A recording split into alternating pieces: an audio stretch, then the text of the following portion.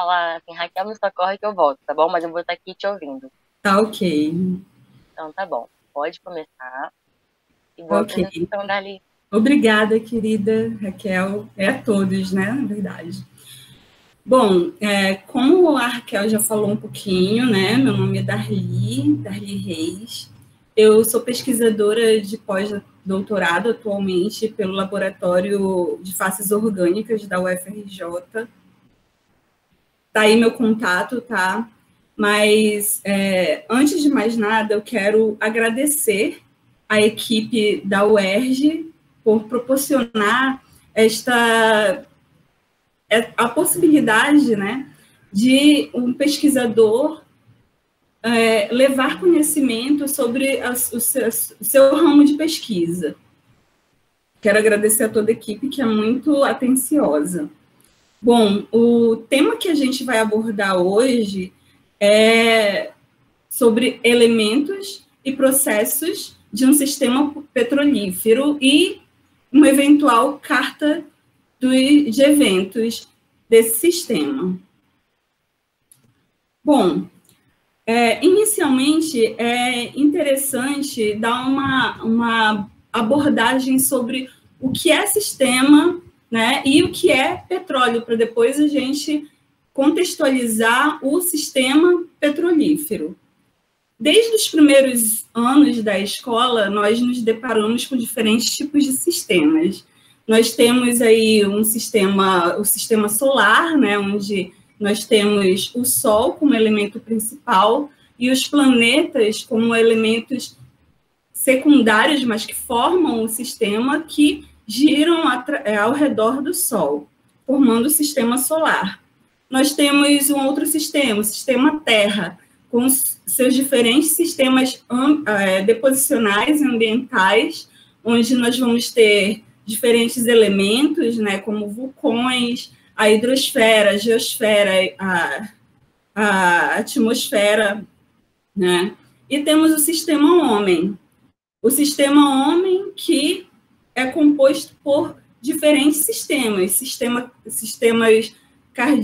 cardiovascular, né? Se algum sistema desses parar de funcionar, todos os outros sistemas irão dar defeito. Então, o que é um sistema?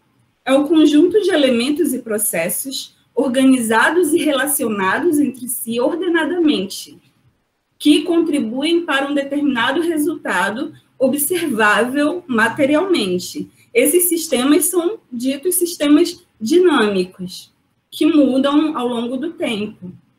Podem mudar, sofrer influência do meio. Bom, e então, o que é o petróleo?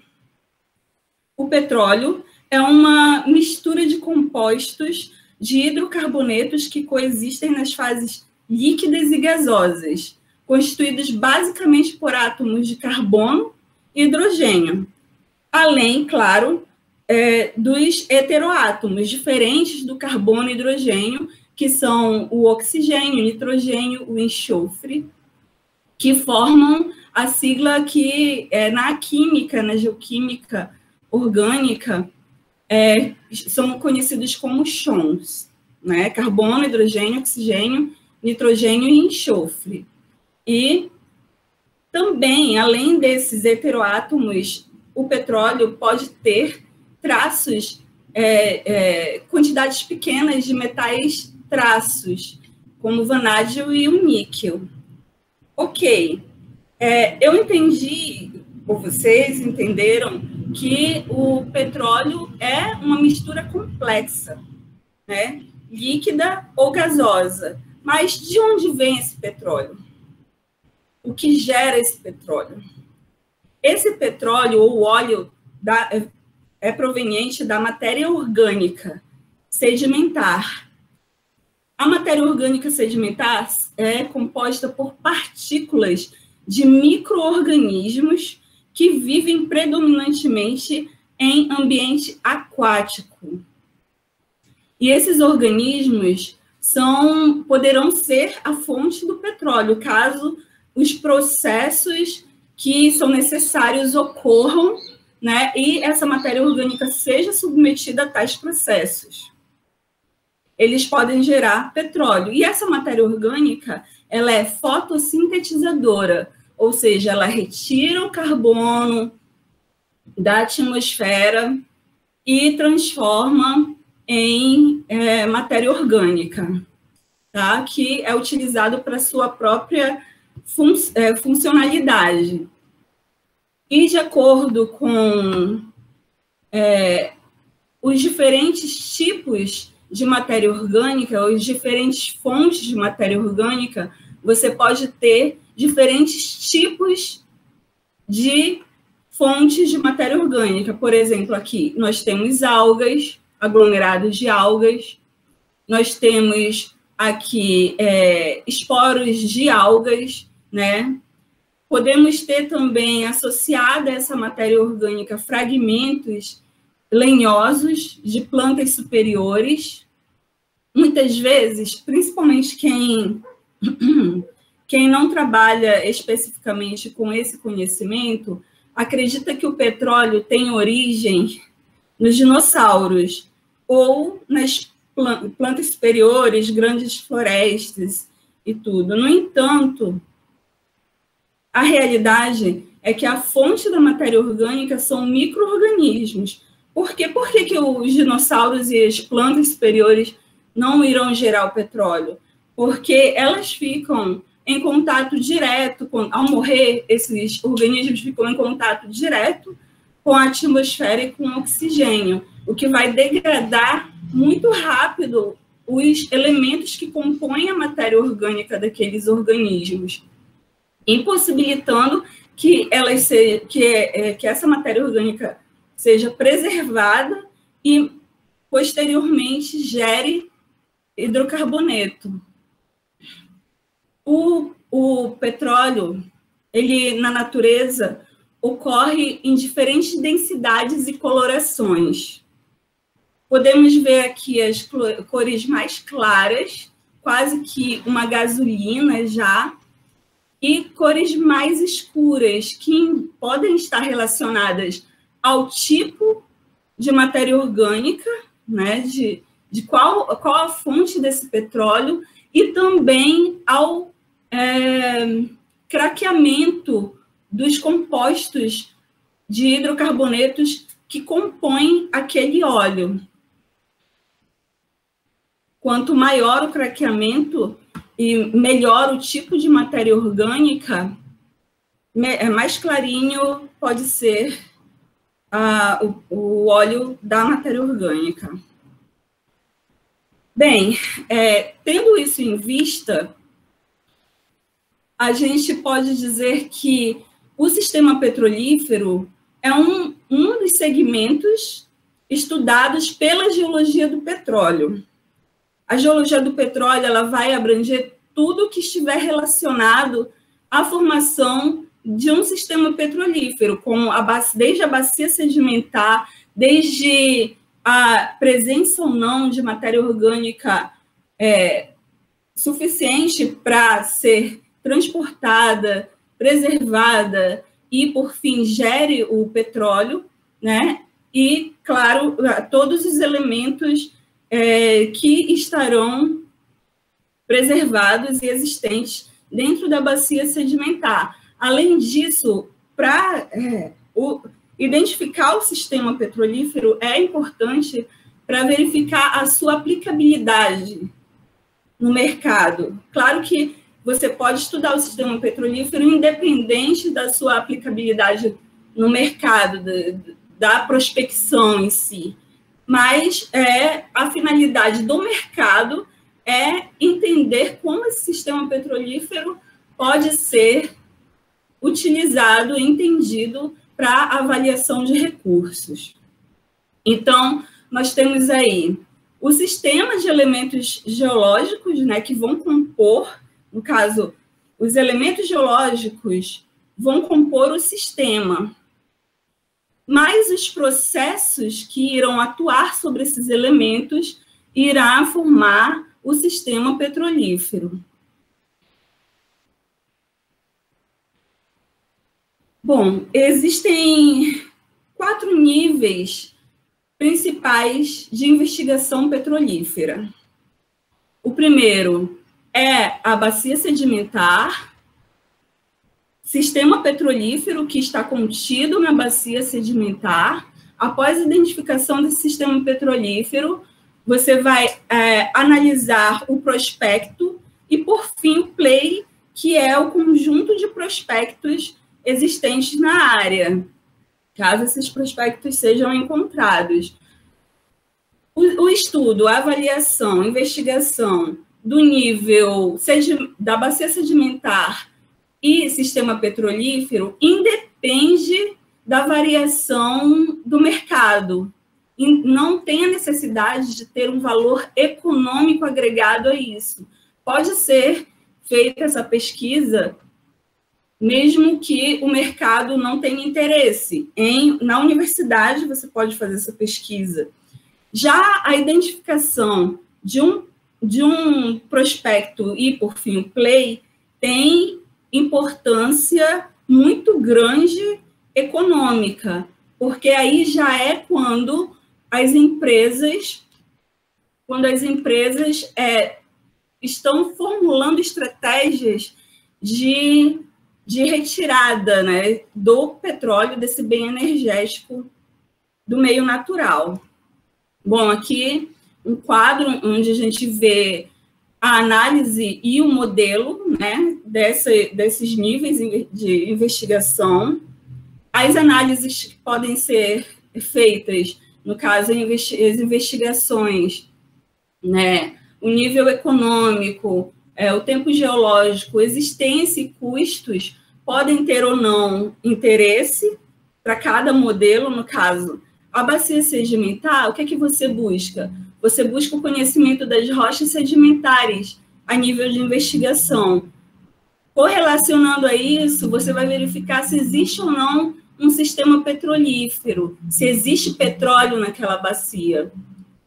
Por fim, você vai verificar a nível econômico se há um prospecto e o PLEI para efetiva prospecção. A gente vê que, a nível econômico, os dois primeiros níveis não têm importância, mas a nível de PLEI e prospecto são essenciais. Os tempos também são diferentes, né? Na bacia, você verifica o tempo de deposição dos estratos, de cada estrato, a história geológica. No sistema petrolífero, você vai verificar o que você busca no sistema petrolífero, além de saber que ele existe. É se houve um momento crítico em que aquele sistema gerou óleo. E se esse momento crítico ele foi posterior aos processos, que são a subducção, a maturação da matéria orgânica, a gente vai ver mais tarde. E aí, no PLEI e no prospecto, é uma avaliação do tempo atual, né? Para verificar se atualmente aquele sistema petrolífero, com aquela qualidade de petróleo gerado, ele pode ser interessante para a indústria do petróleo. Tá? E aí temos a existência, né? É claro que é super necessário que exista uma bacia sedimentar para que você tenha a deposição de sedimentos que mais tarde vão formar as rochas sedimentares e os estratos do sistema petrolífero.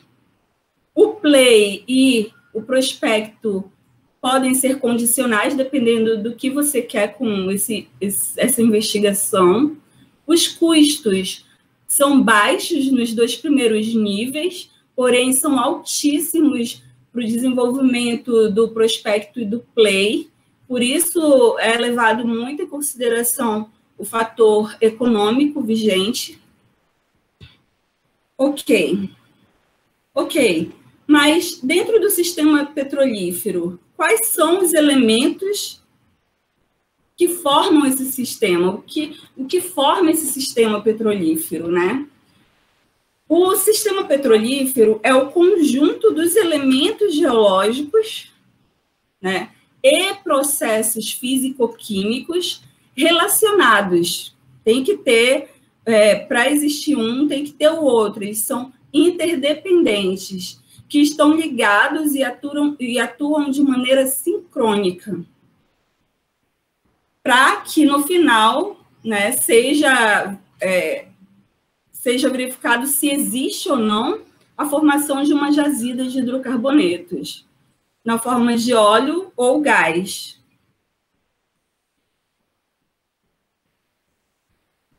Bom, e quando surgiu o conceito de sistemas petrolíferos? Esse conceito tem aproximadamente uns 50 anos de existência. Foi inicialmente abordado por Down como um sistema de óleo. Ele levava em consideração os extratos, mas não tinha ainda não fazia tanta correlação com os outros processos necessários para a existência desse sistema.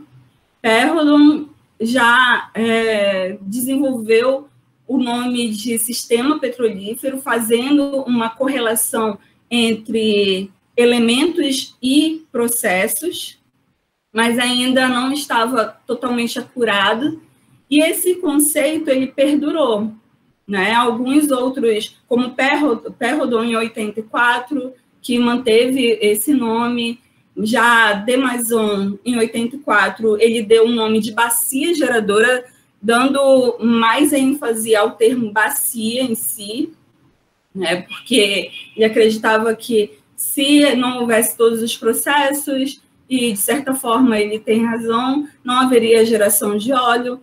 Meissner, ele já em 84 ainda, que foi um ano super prolífico para identificação do sistema petrolífero, para o estudo deste, Perrodon nomeou esse sistema como máquina de hidrocarbonetos.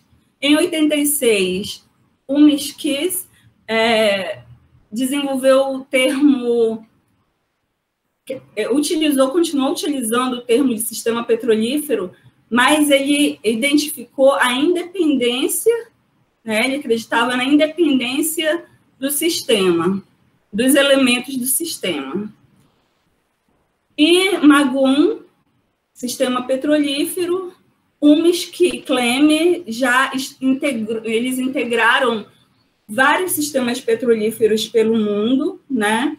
E, inclusive, nesse trabalho de Ummisch e Klemme, eles identificaram alguns sistemas petrolíferos mais prolíficos, que seria principalmente ali do Jurássico, do Cretáceo e do Oligoceno-Mioceno, né? Teria mais ou menos 90%, conteria mais ou menos 90% dos sistemas petrolíferos mundiais. Demazon e Huisgan simplificaram esse conceito do sistema petrolífero e Magun e Down consolidaram o termo sistema petrolífero em 1994. E onde se encontram os sistemas petrolíferos na natureza, né? Como eu já disse para vocês, dentro dos níveis de investigação, o sistema petrolífero é composto por elementos, certo? Que são a rocha geradora, vias de migração, rocha reservatório, trapa, rocha selo, tá? A rocha geradora, ela vai gerar através dos processos posteriores à sua formação. Depois de gerar o hidrocarboneto, ela vai expulsar através do processo de maturação dessa matéria orgânica e formação de óleo, que não vai conseguir mais ser contido nos poros da rocha geradora e vai ser expulso por vias de migração. A rocha reservatório vai acumular esse hidrocarboneto e é necessário que exista uma trapa onde ocorra a preservação desse óleo expulso da rocha geradora. Então, é a soma entre os elementos e os processos formando o sistema petrolífero. E quais são os parâmetros? Da rocha geradora, a gente vai buscar a qualidade, a quantidade, a maturidade, né? E também a bacia, que tipo de bacia, que a gente vai ver agora. A distância falhas e diagênese estão relacionados aqui à questão da rocha reservatório e também das vias de migração. A carga, né, o peso que é exercido pelas camadas que são depositadas posteriormente à rocha geradora sobre a rocha geradora, que vai provocar o aumento de temperatura e pressão sobre a rocha geradora que contém a matéria orgânica. E aí essa vai poder gerar, a partir do aumento da temperatura, né, gerar o hidrocarboneto e, por fim, expulsar e depois ser preservado em um ambiente de reserva, né? E também é interessante, como parâmetro, entender a espessura, a litologia e a profundidade da rocha reservatório, né? E a continuidade lateral desses elementos, se eles se superpõem ao longo da bacia, se a rocha reservatório recobre suficientemente a rocha geradora para evitar que esse óleo gerado escape, né, para o meio externo e aí se perca. Bom, como a gente estava vendo, que onde é que os sistemas petrolíferos se encontram? Eles se encontram dentro de bacias.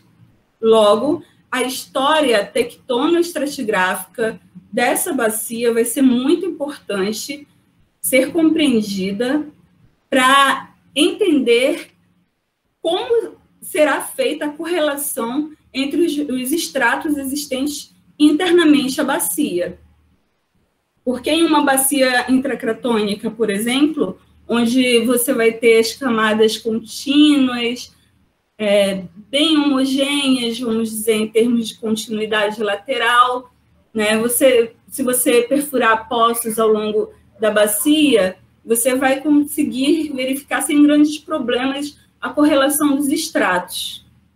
No entanto, em bacias, por exemplo, de retroarco, você pode ter uma grande descontinuidade das camadas devido a elas terem sido muito mexidas tectonicamente. Então, conhecer a história de evolução da bacia é importante para tentar compreender e correlacionar as camadas litológicas existentes aí e fazer a correlação mesmo do tipo de matéria orgânica ao extrato corretamente. Que pode ser que aquela bacia tenha mais de um extrato gerador, né? Então, isso pode prejudicar esse mexe-mexe, né, tectônico da bacia, pode prejudicar um pouco essa correlação, mas com geoquímica e com petrografia é possível fazer esse estudo mais aprofundado a nível mais microscópico. E aí a gente tem aqui os exemplos de bacias intracratônicas brasileiras e as bacias de margem atlântica. Tá? São duas histórias geológicas diferentes. E aqui nós temos a bacia do Acre, ali, que também é uma bacia de retroarco, que a gente também tem uma história diferente geológica. E como implementar o estudo de um sistema petrolífero? Isso vai depender da escala de abordagem que o pesquisador quer aplicar. Se o pesquisador quer aplicar uma escala macroscópica, mesoscópica ou microscópica. A análise de bacias pode ser feita por várias ferramentas estratigráficas que estão disponíveis aí no mercado e nas universidades. A petrografia sedimentar da rocha, siliciclástica, carbonática, ou a petrografia orgânica, através da palinofaciologia e a composição paleontológica, né, microscópica da rocha. Pode ser feito esse estudo de paleontologia mais macro, né? Com os organismos macroscópicos, ou também os microscópicos, o paleomagnetismo, a análise de faces, no caso aqui a gente fala de faces litológicas, né? Claro que vai ser correlacionada também com o conteúdo palinológico, paleontológico que aquele extrato possuir. A análise da arquitetura deposicional e, portanto, também, a partir desses resultados, fazer uma correlação estratigráfica, gerar mapas estratigráficos, também pode ser utilizada a sismoestratigrafia. No caso aqui da sismoestratigrafia, a escala ela é muito mais macroscópica, tá? Porque você vai estar estudando a nível de bacia com linhas sísmicas 2D, 3D, onde você vai ver as camadas acima de 30 metros, que tenham um tamanho acima de 30 metros, então é uma escala maior, a sismoestratigrafia seria uma escala macroscópica. Os perfis geoquímicos, que são resultados tanto orgânicos quanto inorgânicos, de compostos orgânicos ou inorgânicos, você pode fazer uma correlação entre os resultados obtidos em laboratório e os perfis de poço, gama-ray, Robé, resistividade e vários outros perfis que podem ser obtidos da perfuração de um poço, tá? E, claro, antes de fazer esse estudo, você tem que fazer toda uma compilação bibliográfica e compreender exatamente todo o conhecimento obtido sobre a bacia, né? A evolução tectônico-estratigráfica. Se a bacia é pouco conhecida, você vai ter que desenvolver esse método por comparação com outras bacias que sejam semelhantes.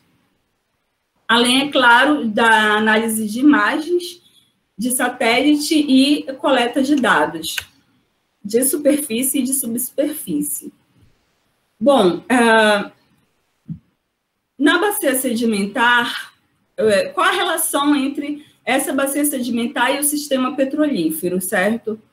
Qual é o elemento mais importante dentro de um sistema petrolífero? A meu ver, é a rocha geradora, porque você pode ter o reservatório, você pode ter uma trapa, você pode ter um selo, você pode ter todos os elementos, mas se você não tiver a rocha geradora, não importa, você não vai gerar petróleo. Você precisa da matéria orgânica, da concentração dessa matéria orgânica em uma rocha sedimentar, para que você, posteriormente, a partir dos processos de soterramento, evolução térmica da bacia, gerar o hidrocarboneto. Bom, aqui nós temos uma bacia sedimentar, a rocha geradora e uma coluna d'água. Para que haja a preservação dessa matéria orgânica proveniente dos fitoplânctons, zooplânctons, algas, etc., que vivem na coluna d'água, que após morrerem serão depositados no assoalho da bacia, você precisa de um ambiente anóxico, para que essa matéria orgânica seja preservada e depois gere o hidrocarboneto. Por isso que os dinossauros, as plantas terrestres, quando em superfície, eles não vão influenciar na geração de hidrocarboneto. Uma quantidade pode ser carreada pelos rios, por algum evento que leve matéria orgânica terrestre para dentro da bacia aquática. Essa bacia, ela pode ser tanto uma bacia internamente ao continente ou uma bacia marinha, tá? Claro que vai variar, os diferentes tipos de ambiente vão variar, vai variar também a qualidade e o tipo de matéria orgânica presente ali, né? E o potencial da rocha geradora vai variar também de acordo com a quantidade de matéria orgânica preservada aqui no fundo, ok? Nós temos aqui a rocha geradora, que vai ser submetida à sobrecarga de litologias posteriores à sua deposição, que vai provocar o soterramento e o aumento do calor na bacia. Esse calor vai maturar a matéria orgânica, essa matéria orgânica vai migrar. Aqui nós temos um reservatório, não tem na figurinha aqui, mas aqui seria o reservatório para migração. E aqui nós temos um poço na trapa, que seria a associação entre processos tectônicos ou processos estratigráficos, no caso, relações estratigráficas entre as camadas. E aqui ele vai alcançar o petróleo gerado pela geradora aqui. Claro, tem que ter o selo. Se não tiver o selo, esse óleo gerado ele pode escapar para a superfície, e aí todo o trabalho da natureza vai ser perdido ali na geração de hidrocarbonetos. Bem, e na escala microscópica, em se tratando da rocha geradora, nós temos aqui a rocha total, né? E na rocha total, cerca de 95% ou mais dessa rocha, ela é composta pela parte siliciclástica ou carbonática, a fase mineral da rocha. E apenas cerca de 1 a 5%, 1% dessa rocha, da composição dessa rocha, é composta por matéria orgânica total. Essa matéria orgânica total, ela ainda é subdividida em querogênio e betume. O querogênio é a parte insolúvel e o betume é a parte solúvel. E aí ainda há mais subdivisão.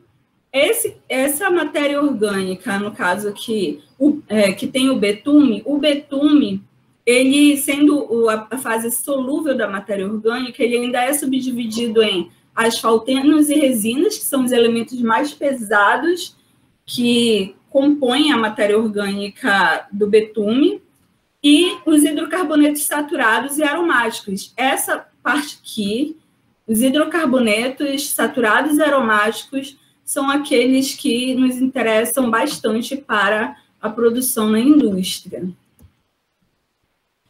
Quais são os fatores que controlam a formação de uma rocha geradora? A produção da matéria orgânica, a acumulação da matéria orgânica e a preservação dessa matéria orgânica. Como eu mostrei para vocês, é essencial que a produção dessa matéria orgânica, que seria a produção primária dessa matéria orgânica, seja em quantidade suficiente para que você tenha uma quantidade de matéria orgânica suficiente para ser preservada, acumulada e posteriormente preservada, né? Esses são os pré-requisitos para a existência de uma rocha fonte de petróleo. E esses fatores são controlados pelo sistema biológico, físico, químico e geológico. Sendo que desse range, dessa aglomeração de sistemas aí, a gente exclui da matéria orgânica as partes esqueléticas, porque elas são inorgânicas. Então, as conchas, os dentes de organismos não são incluídos. E essa história, né, da evolução da matéria orgânica ao longo da história geológica, ela mudou bastante. Então, a composição da matéria orgânica mudou ao longo da história geológica. Bom, aqui, para alguns pesquisadores, o conhecimento aprofundado da bacia sedimentar não é tão interessante. Para outros, ela é fundamental para a existência do sistema para conhecer o sistema petrolífero e melhor trabalhar com ele no sentido econômico. Bailey diz que a bacia sedimentar auxilia pouco na previsão da presença do sistema petrolífero, do petróleo. Demazon, 84, diz que é importantíssimo um elevado conhecimento sobre a bacia sedimentar, porque isso vai causar um maior sucesso exploratório quando se tem esse conhecimento e se associa aos dados geoquímicos obtidos ali. Para Tissot 87, a previsão de ocorrência de petróleo em uma bacia se torna mais certa com maior conhecimento da bacia sedimentar. E eu concordo que tem que ter essa visão mais aprofundada da bacia para uma melhor previsão tanto da existência do sistema petrolífero quanto da sua efetividade. E quando se faz o estudo de um sistema petrolífero? O estudo completo do sistema petrolífero, ele tem duas fases, a fase da exploração e a fase da explotação. A partir daqui. Na fase da exploração, você vai buscar o conhecimento que não tem esse efetivo valor econômico a partir do levantamento de dados sobre a bacia sedimentar e o sistema petrolífero, né? E, ao identificar o sistema petrolífero, você vai delimitar e caracterizar esse sistema, e aí gerar um prospecto que vai compor o play, ou os plays existentes, né? Aí. Esses dois últimos, como eu já disse, têm importância econômica preponderante.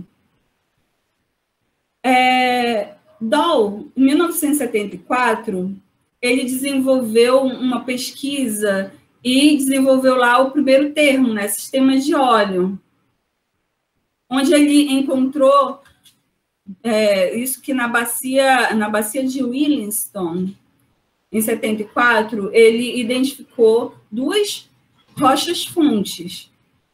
Portanto, essa bacia aqui teria dois sistemas petrolíferos. Depois a gente vai ver isso.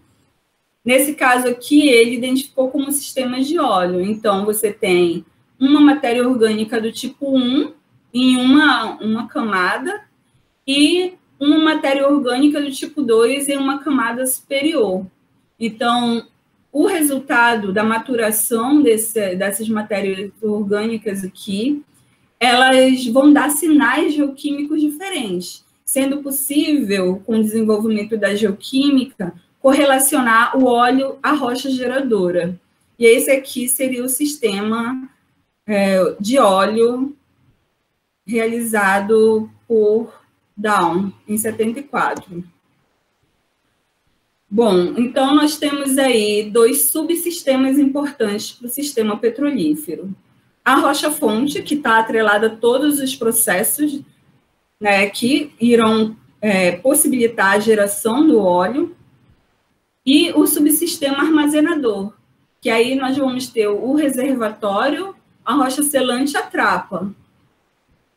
Os processos vão ser a geração, a migração, a acumulação desse petróleo e um fator super importante para o sistema petrolífero é o timing, o tempo em que esses elementos estejam organizados entre si e sejam submetidos, posteriormente, à sua organização, a uma geração e trapeamento desse hidrocarboneto, tá? Formando essas armadilhas do petróleo.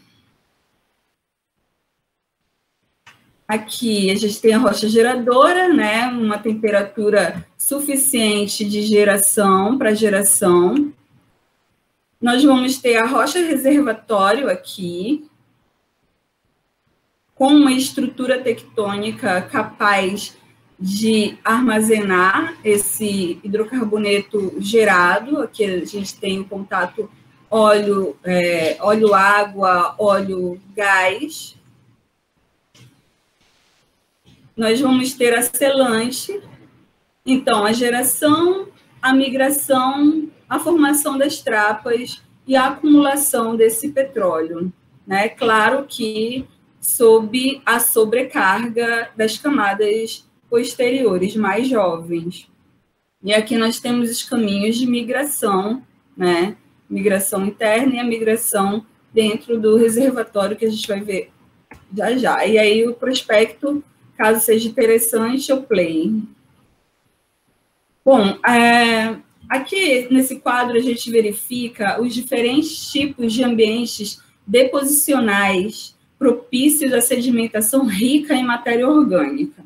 Então, nós vamos ter aqui, desde o sistema desértico, o sistema de estepes, florestas densas, também a agricultura, recifes, estuários, zonas transicionais, plataforma continental e aqui o mar aberto. Esses valores em porcentagem são a contribuição da matéria orgânica, tá, que cada ambiente pode ceder. O deserto, apesar de ter uma quantidade muito pequena de matéria orgânica, mas ele ainda tem, ele fornece uma certa quantidade, mas como o deserto ele não possui corpos d'água com capacidade de fornecer anoxia, dificilmente ele vai preservar alguma porcentagem desse valor. As estepes fornecem 13%, a floresta 65%, floresta densa, mas apesar de fornecer essa quantidade tão grande, ela preserva pouco também, exatamente pelo fato de ter micro-organismos que vão consumir essa matéria orgânica e também o oxigênio que vai atacar e degradar essa matéria orgânica. Na agricultura também há o fornecimento de 18% de matéria orgânica terrestre, mas pouco dela vai ser preservada. Nos estuários, nós temos 8%, aí já começa a haver maior possibilidade de preservação, porque você vai ter corpos d'água que, dentro dessas bacias transicionais, você pode ter locais onde você tenha uma anoxia local e preservação da matéria orgânica. Os ambientes de plataforma continental, em geral, são os ambientes onde você vai ter uma quantidade grande de fornecimento de matéria orgânica e também é o local onde há uma grande mistura de matéria orgânica, onde você vai encontrar tanto matéria orgânica proveniente aqui do continente, quanto matéria orgânica proveniente do ambiente mais marinho, aberto aqui. Você vai encontrar algas continentais, pode encontrar, né, e algas marinhas, e aí você vai ter uma mistura aqui, que seria mais ou menos o tipo 2 de matéria orgânica, né, que seria uma mistura da terrestre com a marinha, tá? E aqui embaixo a gente observa as áreas ocupadas por esses ambientes, certo? E aí a gente pode relativizar aqui o tamanho da área e a quantidade proporcional de matéria orgânica produzida nesses ambientes. A gente pode observar que, embora a plataforma continental seja menor do que a área de mar aberto, a quantidade de matéria orgânica é praticamente igual, produzida é praticamente igual, né? Aqui você tem a contribuição terrestre e marinha, aumenta a quantidade de matéria orgânica, a proliferação de organismos nessa área é muito grande devido aos recursos alimentares que existem, os organismos se proliferam em grande quantidade, e o mar aberto ele é dividido pela quantidade produzida de matéria orgânica, ele é muito grande, a área é muito grande, dá 46%. É uma matéria orgânica mais marinha mesmo, né? Você vai encontrar muito pouco fragmentos de matéria orgânica originada de outros ambientes. Tá? E a quantidade, né, para a indústria de petróleo, a quantidade ideal de matéria orgânica necessária para gerar hidrocarboneto de interesse comercial é maior que 1%. Se forem rochas siliciclásticas.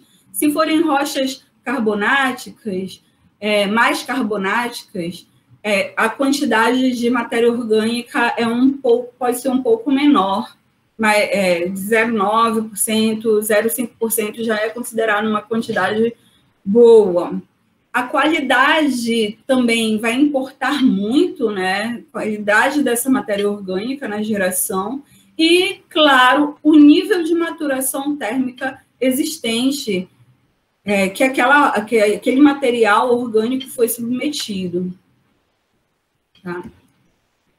Bom, aqui nós temos dois exemplos, né? Um de testemunho e outra de lâmina, de uma rocha geradora, que é constituída basicamente por material detrítico. Aqui em microscópio a gente pode ver os detritos em camadas, né? E entre essas camadas você vai ter a deposição de matéria orgânica. É importante, uma coisa interessante que observar, que a matéria orgânica ela é mais enriquecida em ambientes onde a granulometria sedimentar seja muito fina, principalmente a fração argila, onde a matéria orgânica tem atração pelas cargas iônicas da argila, e ela se adsorve na superfície da argila e vai ser depositada junto com ela, tendo mais ou menos o mesmo comportamento da argila, desse material detrítico. Mas a matéria orgânica pode ser encontrada também em ambientes onde você tem a deposição de calcilutitos, não de carbonato puro, porque o ambiente de geração de um carbonato puro, ele não é propício para preservação da matéria orgânica, né? Que o ambiente para deposição de carbonato puro, ele precisa de uma profundidade baixa do nível d'água, ele precisa de oxigênio, e é tudo que a matéria orgânica não quer, ela prefere ambientes mais calmos, mais profundos, e tem a anoxia, né? Então, a mistura, no caso, os calcilutitos, né, que é uma mistura de calcário com material detrítico, ele pode ser propício para a preservação dessa matéria orgânica. Bom, a maturação térmica, né? Maturação térmica que essa matéria orgânica vai sofrer. O que é? A maturação térmica provoca a transformação do querogênio em petróleo. O querogênio é toda essa assembleia de organismos que vai compor a minha matéria orgânica, tá? E a partir da elevação da temperatura, esse petróleo pode ser gerado a partir desse querogênio. É um fenômeno termoquímico, né? São fenômenos termoquímicos que ocorrem ao longo da história geológica, leva-se muito tempo para ocorrer, né? Milhões de anos, e também temperaturas elevadas. Só que esses dois parâmetros, temperatura e tempo, eles podem se compensar. Como? Você pode ter temperaturas nem tão altas, porém, ela pode estar submetendo uma matéria orgânica a essa temperatura não tão alta por um longo tempo. Então, ela pode gerar. Ou então, pode ser um tempo mais curto, onde a temperatura ela foi rapidamente introduzida no sistema ali, e aí ela, em contato com a rocha que contém a matéria orgânica, pode causar a geração do petróleo, inclusive a senilidade da rocha. A rocha perder toda a sua capacidade de geração de líquidos, gerar gás e até mesmo depletar, inclusive, o gás. Então, a gente tem 3 níveis importantes aí a se discutir da temperatura. O nível imaturo, né, onde as temperaturas são insuficientes para maturação, a matura, onde alcançou esse nível de maturação, e o senil, que extrapolou o nível para geração de hidrocarboneto, levando à depleção total, o consumo total desse material. É interessante a gente observar que o gradiente geotérmico médio é de 25 graus Celsius por quilômetro de profundidade. Então, isso daqui pode ser levado num modelo, pode ser posto no modelo para calcular, né, quanto tempo seria necessário para que essa rocha entrasse em processo de geração. Sendo que as reações geoquímicas requerem um aumento da temperatura de 10 graus Celsius, ou uma duplicação do tempo de exposição, para compensar essa questão do tempo e temperatura. Aqui temos um gráfico onde a gente vê os níveis de diagênese, que são os mais rasos, catagênese, metagênese e metamorfismo. Então, esses são os estágios de evolução térmica. São 4 estágios, sendo os 3 primeiros os mais importantes para a geração de petróleo, e o metamorfismo é quando ocorre uma depressão total da matéria orgânica. A diagênese ocorre entre 60 e 120 graus Celsius, onde a matéria orgânica se transforma em querogênio, ainda não em petróleo. É muito raso, condições, e já começa, na verdade, lá nas condições ambientais rasas, em que determinados grupos de organismos atacam a matéria orgânica e vão proporcionar a transformação de parte dessa matéria orgânica em metano, seria um metano biogênico, né? E também a liberação de fluidos da matéria orgânica, um material mais fluido, só que seria como se fosse o chorume, né, da matéria orgânica na parte superficial, a 25 graus Celsius.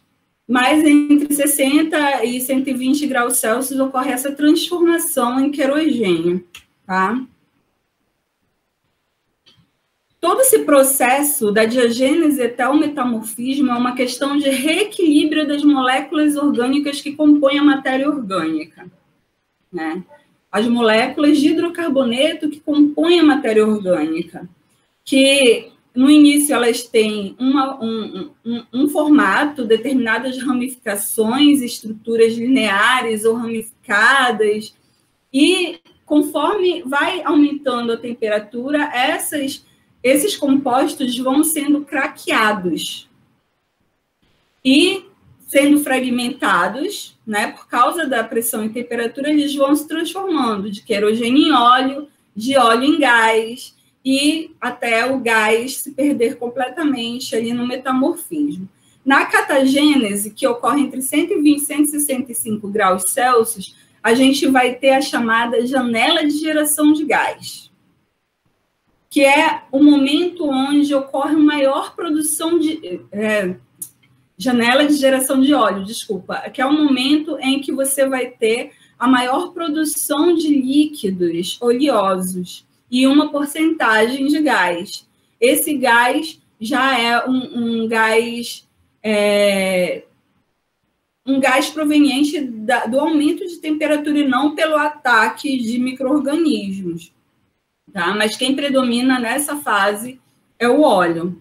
Na metagênese, entre 165 e 200 graus Celsius, ocorre a quebra das moléculas de hidrocarbonetos líquidos, e aí há uma intensa produção de gás, certo? Uma intensa produção de gás, sendo a maior quantidade metano, uma grande quantidade de metano, e esse metano já é chamado termogênico e não biogênico. No fim, da geração de do craqueamento de todo esse hidrocarboneto, você vai ter a produção de grafite, formação de grafite, que é composto por ligações carbono-carbono, né? Gás carbônico e algum resíduo muito pouco de metano, mas que pode até ser totalmente depletado.